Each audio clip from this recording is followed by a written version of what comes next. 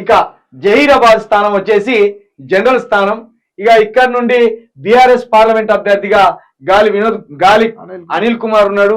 ఇక కాంగ్రెస్ నుండి సురేష్ షెట్కర్ ఉన్నాడు. ఇక బీజేపీ నుండి బీబీ పటేల్ ఉన్నాడు.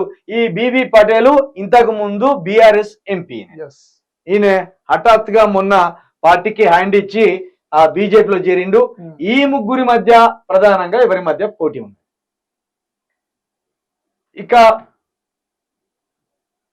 బీబీ పటేల్ 2019లో బీఆర్ఎస్ నుండి ఎంపీ అభ్యర్థిగా పోటీ చేసినప్పుడు 6,229 ఓట్ల మెజార్టీతో విజయం సాధించిండు.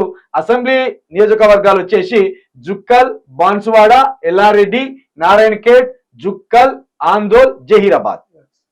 ఇవన్నీ కూడా ప్రస్తుతం బాన్సువాడ టిఆర్ఎస్ ఎవరైనా మన స్పీకర్ పోచంపల్లి శ్రీనివాస్ రెడ్డి ఇక్కడ నుంచి ఎమ్మెల్యేగా ప్రాతినిధ్యం వహిస్తాను.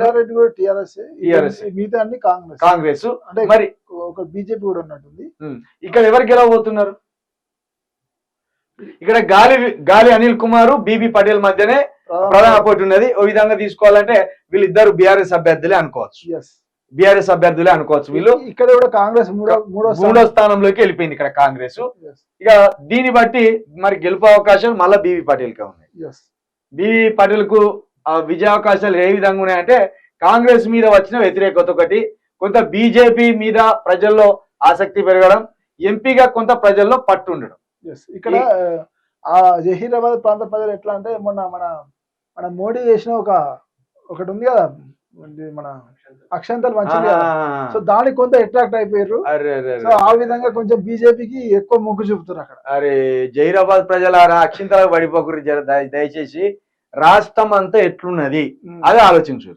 కరెంటు పరంగా కావచ్చు, నీటి పరంగా కావచ్చు, లేకపోతే ముందుకు పోవాల్సిన తెలంగాణ మళ్ళీ వెనుకగా వచ్చే పరిస్థితి ఏర్పడవచ్చు, లేకపోతే కాంగ్రెస్ ఇచ్చిన 420 హామీల విషయంలో కావచ్చు.